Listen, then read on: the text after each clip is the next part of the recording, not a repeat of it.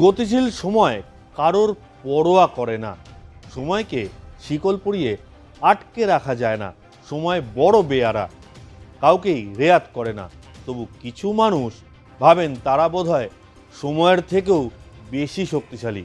তুচ্ছ কারণে তারা সময় নষ্ট করেন, আর জরুরি কাজের সময় বলে ওঠেন এখন সময় হবে না। বিভিন্ন কারণে আদালত বন্ধ থাকলে জামিন মেলে না, বিনা বিচারেই আটকে থাকতে হয় হাজতে। এই দেশে তারিখ পে তারিখ হয়, তখন আদালতের কাছে বিচার প্রার্থীদের সময়ের অপচয় হয় না। এসব গুরুগম্ভীর কথা কেন বলছি, তার জন্য এই ভিডিওটা দেখতে হবে।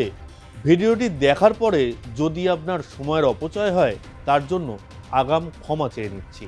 দিল্লির যন্তর মন্তরে কংগ্রেস জনতা পার্টির আন্দোলনকারীদের ওপর পুলিশি বল প্রয়োগ ও দমন পীড়ন নিয়ে জরুরি ভিত্তিতে শুনানির আবেদন খারিজ করে দিয়েছে সুপ্রিম কোর্ট। প্রধান বিচারপতি সূর্যকান্ত স্পষ্ট ভাষায় জানিয়ে দেন, এই মুহূর্তে আদালত এ বিষয়ে কোনো হস্তক্ষেপ করবে না। এমনকি পুলিশের বিরুদ্ধে পেশ করা নির্যাতনের ভিডিও দেখার অনুরোধ সরাসরি নাকচ করে তিনি বলেন, আমাদের ভিডিও দেখার সময় নেই। গত সোমবার সংসদের বাদল অধিবেশনের প্রথম দিনে চলো সংসদ অভিযানের ডাক দিয়েছিল কংগ্রেস জনতা পার্টি। সেখানে পুলিশি তাণ্ডবের ঘটনায় সুপ্রিম কোর্টকে শতপ্রণোদিত মামলা গ্রহণ এবং জরুরি ভিত্তিতে শুনানির আবেদন জানানো হয়েছিল। কিন্তু বুধবার স্পষ্ট ভাষায় সেই আবেদন খারিজ করে দিয়েছেন দেশের প্রধান বিচারপতি সূর্যকান্ত। আদালত কক্ষে প্রধান বিচারপতি সরাসরি জানিয়ে দেন, ভিডিও জমা দিয়ে শীর্ষ আদালতের মূল্যবান সময় যেন নষ্ট না করা হয়। বুধবার সুপ্রিম কোর্টে প্রধান বিচারপতি সূর্যকান্ত, বিচারপতি জয়মাল্য বাগচি এবং বিচারপতি ভি মোহনার সমন্বয়ে গঠিত 3 বিচারপতির বেঞ্চের সামনে বিষয়টি উত্থাপন করা হয়।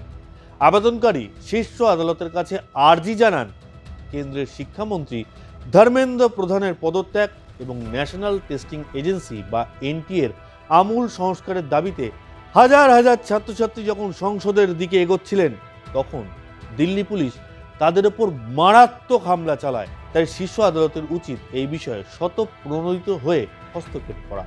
তবে মামলাকারীর এই আর্জি শোনামাত্রই প্রধান বিচারপতি সূর্যকান্ত কড়া সুর চড়িয়ে বলেন, আমাদের সময় নষ্ট করবেন না, আর নিজের সময় নষ্ট করবেন না। আইনি যে পথ ও নিয়ম রয়েছে তা অনুসরণ করুন। তবুও পিছু না হটে আবেদনকারী আইনজীবী আদালতকে বোঝানোর চেষ্টা করেন যে এই বিক্ষোভের সঙ্গে যুক্ত রয়েছে দেশের লাখ লাখ ছাত্রছাত্রীর ভবিষ্যৎ। নিট পরীক্ষার মতো গুরুত্বপূর্ণ বিষয় এবং এনটিএর গাফিলতি জড়িয়ে রয়েছে এর পিছনে। এমনকি পুলিশ যে সম্পূর্ণ নিরপরাধ ও নিরস্ত পড়ুয়াদের ওপর নৃশংসভাবে লাঠিচার্জ করেছে তার প্রামাণ্য ভিডিও ফুটেজ আদালতের হাতে তুলে দেওয়ার প্রস্তাবও দেন তিনি। কিন্তু বেঞ্চ সেই প্রস্তাব এক কথায় নাকচ করে দেয়। পুলিশি অত্যাচারের ভিডিও দেখতে বা জমা নিতে সোজাসুজি অস্বীকার করে বেঞ্চ মন্তব্য করে, আমরা কোনো ভিডিও দেখতে আগ্রহী নই, ভিডিও দেখার মতো সময় আমাদের হাতে নেই।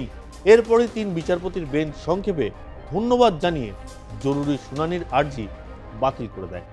অন্যদিকে সিজেপি সংসদ অভিযানে পুলিশের অতিরিক্ত বল প্রয়োগ নিয়ে কেন্দ্রের বক্তব্য জানতে চাইল দিল্লি হাইকোর্ট। 4 সপ্তাহের মধ্যে কেন্দ্রীয় সরকার এবং দিল্লি পুলিশকে এই বিষয়ে নিজেদের বক্তব্য জানাতে হবে। এছাড়া সংশ্লিষ্ট সিসি ক্যামেরার ফুটেজ, ভিডিওগ্রাফি এবং অন্যান্য রেকর্ড সংরক্ষণের নির্দেশও দিয়েছে দিল্লি হাইকোর্ট। দিল্লি হাইকোর্টে এই বিষয়ে 2টি জনস্বার্থ মামলা দায়ের হয়। তার ভিত্তিতে পুলিশ এবং কেন্দ্রের বক্তব্য জানতে চেয়েছে দিল্লি হাইকোর্টের প্রধান বিচারপতি DK উপাধ্যায় এবং বিচারপতি তেজস কারিয়ার বেঞ্চ। আগামী 11ই সেপ্টেম্বর ফের এই মামলার শুনানি হবে। তার আগে হলফনামা দিয়ে বক্তব্য জানাতে হবে পুলিশ এবং কেন্দ্রকে। আপনার পুজো পৌঁছে যাক বিশ্বের দরবারে। প্রতি বছরের মতো এবারও R+ নিউজ নিয়ে এলো শারদাঞ্জলির সেরা সম্মান 2026। অংশ নিতে সকাল 10টা থেকে সন্ধে 6টার মধ্যে সরাসরি যোগাযোগ করুন আমাদের অফিসে অথবা কল করুন 9836323248 এই নম্বরে। শারদাঞ্জলি শুধুমাত্র R+ নিউজে। দেখে নেওয়া যাক কি ঘটেছিল 20 জুলাই চলো সংসদ অভিযানে। জাতীয় রাজধানী দিল্লিতে যন্তর মন্তরে এক টানা 3 সপ্তাহেরও বেশি সময় ধরে অনশন ও ধর্ণা চালিয়ে যাচ্ছে সিজেপি। গত সোমবার অর্থাৎ 20 জুলাই সংসদের বাদল অধিবেশনের শুরুর দিনে চলো সংসদ অভিযানের ডাক দেওয়া হয়। দেশের বিভিন্ন প্রান্ত থেকে হাজার হাজার পড়ুয়া যন্তর মন্তর থেকে সংসদের দিকে মিছিল করে এগোতে থাকেন।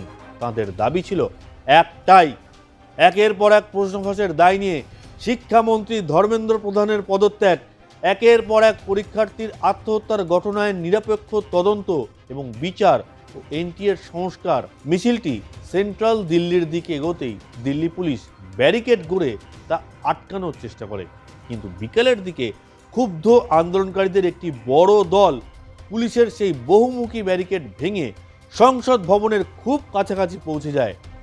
এর পরপরই উন্মুক্ত রাস্তায় তৈরি হয় রণক্ষেত্র।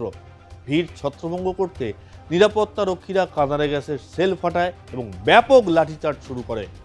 কি রে, তোর বেশ র্যাশ হয়েছে দেখছি। হ্যাঁ রে, কি করবো বলতো, র্যাশগুলো কিছুতেই কমছে না। অনেক কিছু ইউজ করলাম তবুও কমছে না। তুই এম্বার গৌরীদেবী হসপিটালসে দেখাতে পারিস, ওখানে ভালো এক্সপিরিয়েন্স ডার্মাটোলজিস্ট আছে। গৌরী দেবী হসপিটাল, রাজবাঁধ, দুর্গাপুর। যোগাযোগ 8001003333, 8001113333। সোশ্যাল মিডিয়ায় ছড়িয়ে পড়া একাধিক ভিডিওতে দেখা যায় পুলিশ কর্মীরা একের পর এক হেলমেট ও ঢালবিহীন নিরস্ত্র পড়ুয়াকে নির্মমভাবে পেটাচ্ছেন। মাথা ফেটে রক্তাক্ত অবস্থায় অনেক আন্দোলনকারীকে রাস্তায় লুটিয়ে পড়তে দেখা যায়। যদিও দিল্লি পুলিশের দাবি আন্দোলনকারীরাই প্রথম হিংসাত্মক রূপ নেয় এবং নিরাপত্তা রক্ষীদের লক্ষ্য করে পাথর ছোড়ে। আত্মরক্ষাতেই পুলিশ মৃদু বল প্রয়োগ করতে বাধ্য হয়েছিল।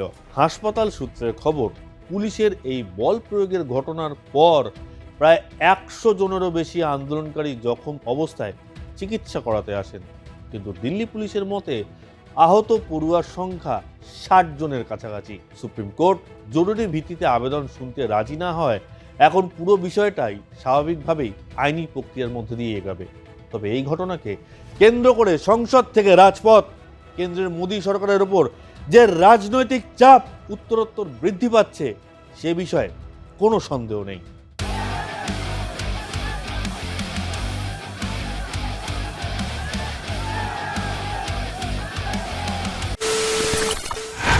খবরের নামে প্রতিদিন সন্ধে আপনার ড্রয়িং রুমে কি শুধুই চিৎকার চেঁচামেচি হয়ে আসে?